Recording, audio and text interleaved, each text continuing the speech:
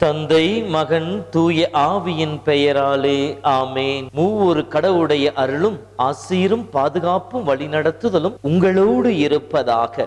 அன்பு சொந்தங்களே, கிறிஸ்து பிறப்பு பெருவிழாவினுடைய நவநாளின் 3வது நாள் அடியெடுத்து வைத்திருக்கின்றோம். வாழ்வில் சாதாரணமாக நடக்கிற நிகழ்வுகளை இறை அருள் கடந்து வருகின்ற பொழுது அதுவே இறைவனுடைய வல்லமை வெளிப்படுத்துகின்ற ஆசிரியின் கருவியாக மாறும் என்பதை வெளிப்படுத்த இன்றைய நற்செய்தி ஒரு மிக சிறந்த எடுத்துக்காட்டாக இருக்கின்றது. இன்றைய நற்செய்தியிலே திருமுழுக்கு யோவானின் பிறப்பையொட்டி நிகழ்வுகள் நமக்கு கொடுக்கப்பட்டிருக்கின்றன. விவிலியத்தின் அடிப்படையிலே பார்க்கின்ற பொழுது 2 பேருக்கு மட்டுமே பிறப்பதற்கு முன்னாலேயே பெயர் முன்குறிக்கப்படுகின்றது. நமக்கு தெரியும், மத்தேயு நற்செய்தி 1:21 இயேசுவின் பெயர் யோசேப்பிற்கு தூதர் சொல்லுகின்ற பொழுது மரியா ஒரு மகனை பெற்றெடுப்பார், அவருக்கு இயேசு என பெயரிடுவீர் என்று சொல்லப்படுகின்றது. இரண்டாவதாக திருமுழுக்கு யோவானுக்கு எரேமியா புத்தகம் 1:5 தாய் வயிற்றில் உன்னை நான் உருவாக்கும் முன்னே அறிந்திருக்கின்றேன், நீ பிறக்கும் முன்னே உன்னை திருநிலைப்படுத்தினேன், மக்களினங்களுக்கு இறைவாக்கினராக உன்னை ஏற்படுத்தினேன் என்று சொல்லி இறைவாக்கினர்கள் அழைத்த இறைவன் திருமுழுக்கு யோவான் பிறப்பதற்கு முன்னாலேயே அந்த செய்தி அறிவிக்கப்படுகின்ற பொழுதே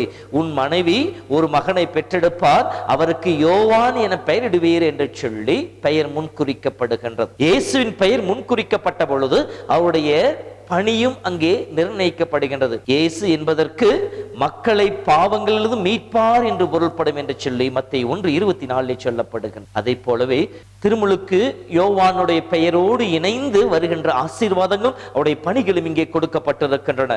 லூக்கா புத்தகம் 1:15 பார்க்கின்ற பொழுது இவருடைய பிறப்பால் மக்கள் மகிழ்ச்சி அடைவார்கள், ஆண்டவர் பார்வையிலே மிக பெரியவராக இருப்பார், மது அருந்த மாட்டார், தாய் வயிற்றில் இருக்கும் பொழுதே தூய ஆவியால் ஆட்கொள்ளப்பட்டவராக இருப்பார், மக்களை ஆண்டவர் பக்கம் திரும்பி வர செய்பவராக இருப்பார், எலியாவுடைய மனப்பாங்கை கொண்டிருப்பார், துணிவும் ஆற்றலும் கொண்டவராக இருப்பார், உண்மைக்கு சான்று பகர்பவராக இருப்பார், மக்களிடையே ஒப்புரவை உருவாக்குபவராக இருப்பார், கீழ்ப்படியாதவர்களுடைய மனங்களை ஆண்டவர் பக்கம் திருப்புபவராக இருப்பார், மக்களை ஆயத்தப்படுத்தி மெசியாவுக்கான வழியை செம்மைப்படுத்துவராக இருப்பார் என்று சொல்லி சக்கரியாவுக்கு அவர்கள் பெறுகின்ற குழந்தைக்கு வருகின்ற ஆசீர்வாதங்கள் என்ன என்ன என்பதை பற்றி தூதர் பட்டியலிட்டு சொல்லுகின்றார்.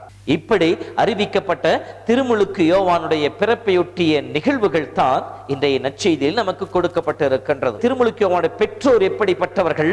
இருவருமே கடவுள் பார்வையிலே நேர்மையாளர்களாக இருந்தார்கள். அனைத்து சட்டங்களையும் ஒழுங்குமுறைகளையும் வாழ்விலே கடைபிடிப்பவர்களாக இருந்தார்கள் என்று சொல்லப்படுகின்றது. மேலும் கடவுள் முன்னிலையிலே குற்றமற்றவர்களாகவும் கடவுளுக்கு அஞ்சி நடப்பவர்களாகவும் இறைவனை நோக்கி இடைவிடாமல் ஜெபிப்பவர்கள் இருந்தார்கள். தன் வாழ்விலே குழந்தை இல்லை என்கின்ற குறைபாடும் அதோடு சேர்ந்து வருகின்ற அவமானங்கள் இகழ்ச்சிகள் தன் வாழ்விலே இருந்த போதும் பக்தியிலே சிறிதும் குறைந்து போகாத ஒரு தம்பதியினராக பெற்றோராக திருமுழுக்கு யோவானுடைய பெற்றோர்கள் இருந்தார்கள் என்று காட்டப்படுகின்றது. மேலும் திருமுழுக்கு யோவான் தந்தை குருவாக இருந்தார். அபியாத்தார் குலத்தை சார்ந்தவர். ஆரோனின் வழிவந்தவர்கள் அனைவருமே குருக்களாக திருநிலைப்படுத்தப்பட்டிருந்தார்கள். இயேசு பிறக்கின்ற காலத்திலே ஏராளமான குருக்கள் இருந்ததாகவும் ஏறக்குறைய 20,000ற்கு மேலான குருக்கள் ஆலய பணி செய்ததாகவும் இவர்கள் பாஸ்கா விழாவின் பொழுதும் பெந்தகோஸ்து விழாவின் பொழுதும் கூடார விழாவின் பொழுது இந்த நாட்களில் மட்டுமே அனைத்து குருக்களும் ஆலயத்திலே பணி செய்வார்கள். மற்ற நாட்களிலே 24 குழுக்களாக பிரிக்கப்பட்டு வாரம் ஒரு குழு ஆலயத்தை பராமரிக்கின்ற பணி செய்ய வேண்டும். ஒவ்வொரு குழுவிலும் 1000ற்கு மேற்பட்ட குருக்கள் இருப்பார்கள். அப்படி இருக்கின்ற பொழுது குழுக்கள் முறையிலே குருக்களை தேர்ந்தெடுத்து தூவம் காட்டுகின்ற அந்த பணியானது கிடைக்கும். ஒரு சிலருக்கு வாழ்நாளில் ஒரு முறை கூட கிடைக்காமல் போகலாம். வயது முதிர்ந்த காலத்தில் தான் அவருக்கு அந்த வாய்ப்பு கிடைக்கின்றது. குழுக்களிலே அவருடைய பெயர் தேர்ந்தெடுக்கப்படுகின்றது. பெருமகிழ்ச்சியோடு தூபம் காட்ட சென்ற சக்கரியாவை தான் கடவுள் தன் தூதர் வழியாக சந்தித்து அவருக்கு பிறக்க போகின்ற மகனை பற்றிய செய்தியை அறிவிக்கின்றார். இத்தகைய நிலையிலே இஸ்ரேல் மக்களிலே ராபிக்கள் ஒரு சிலரை கடவுளிடமிருந்து ஒதுக்கி வைக்கப்பட்டவர்கள் என்று சொல்லி முத்திரை குத்தி இருந்தார்கள். அதிலே பல்வேறு காரணங்கள், பாவிகள், நோய்வாய்ப்பட்டவர்கள், இப்படி இருக்கின்ற பொழுது மனைவி இல்லாத யூதர், மனைவி இருந்தும் குழந்தை இல்லாத யூதர்களும் கடவுளிடமிருந்து ஒதுக்கி வைக்கப்பட்டவர்கள் என்கின்ற முத்திரை குத்தப்பட்டவர்கள். இதிலும் மேலாக சக்கரியா ஒரு குரு.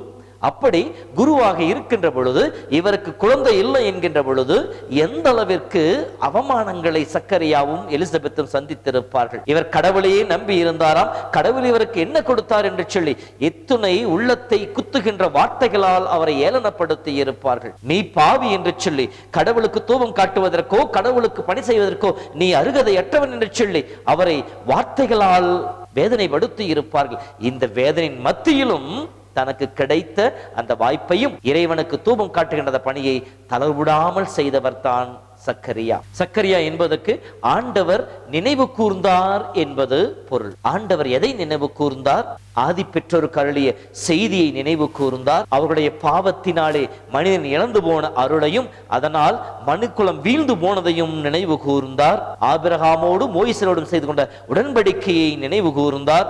இறைவாக்கின் வழியாக வழங்கிய வாக்குறுதிகளை நினைவு கூர்ந்தார். தன்னை நோக்கி மன்றாடிய சக்கரியா எலிசபெத்தின் கண்ணீர் மிகுந்த அந்த கண்ணீரை நினைவு கூர்ந்தார். இப்படி சக்கரியா எலிசபெத்து சந்தித்த ஏளனங்களை, அவமானங்களை, இகழ்ச்சிகளை, கஷ்டங்களை, போராட்டங்களை இறைவன் ஆசீர்வாதமாக மாற்றுகின்றார். திருப்பாடல் 56 படிப்பது போல உன் கண்ணீரை எல்லாம் என் தோற்பைகளை சேர்த்து வைத்திருக்கின்றேன், உன் கண்ணீருக்கு மேலான ஆசீர்வாதம் உனக்கு கொடுப்பேன் என்று வாக்குத்தத்தம் கொடுத்த தேவன் சக்கரியா எலிசபெத்தினுடைய கண்ணீருக்கு பதிலாக மிகப்பெரிய இறைவாக்கினராக திருமுழுக்கு யோவானை குழந்தையாக அறிவிக்கின்றார். கடவுள் நம் ஒவ்வொருவரையும் முன்குறித்து வைத்திருக்கின்றார். முன்குறித்து வைத்தவர் தன் அருளால் நிறைத்து அவருடைய பணியை செய்வதற்கான ஆற்றலை கொடுக்கின்றார். திருமுழுக்கு யோவான் இந்த உலகிலே பிறக்கின்ற பொழுது அவருடைய பணி ஆண்டவரை சுட்டி காட்டுவது, வழிகளை செம்மைப்படுத்துவது, மக்களை கடவுள் பக்கம் திருப்புவது என்கின்ற அந்த பணிகளைப் போல கடவுள் நம் ஒவ்வொருவரை படைக்கின்ற பொழுது ஒரு தனிப்பட்ட பணி வாழ்வோடு நம்மை படைத்திருக்கின்றார். திருமுழுக்கு யோவானை போல நாமும் ஆண்டவரை அனுபவித்த இயேசுவை அறிக்கையிடுகின்ற இயேசுவை சுட்டி காட்டி நம் வாழ்வால் அவருக்கு பெருமை சேர்க்கின்ற மக்களாக வாழ கடவுள் நம்மை பணித்திருக்கின்றார். இப்படி இறைவனுக்காக நாம் வாழ்கின்ற பொழுது நம் வாழ்விலே நாம் சந்திக்கின்ற எல்லா விதமான தடைகளையும், சோர்வுகளையும், அவமானங்களையும், இகழ்ச்சிகளையும் கடவுள் மாற்றி போடுபவராக இருக்கின்றார். நம் வாழ்விலே வடிக்கின்ற கண்ணீர் ஒருபோதும் வீண் போகாது, அதற்கு மேலான ஆசீர்வாதம் நமக்கு பெற்றுக் கொடுக்கும் என்கின்ற உறுதியும் நமக்கு கொடுக்கின்றார். இத்தகைய அருளுக்காக இந்த நாளிலே சிறப்பாக ஜெபிப்போம். இறைவனும் நம்மையும் நம் வாழ்வையும் ஆசீர்வதித்து நம்மிலே என்னாலும் நிலைத்திருந்து இறை பிறப்பிலே நம்மை மகிழ்வடைய செய்வாராக. ஆண்டவர் உங்களோடு இருப்பாராக. எல்லாம் வல்ல இறைவன் தந்தை, மகன், தூய ஆவியின் பெயராலே ஆமேன். கலங்காதே என் நெஞ்சமே, கலங்காதே என் நெஞ்சமே, கர்த்தர் இயேசு அன்பு செய்ய காலமெல்லாம் காத்திருக்க கலக்கம் ஏன் நெஞ்சமே, நெஞ்சமே கலக்கம் ஏன் நெஞ்சமே, கலங்கா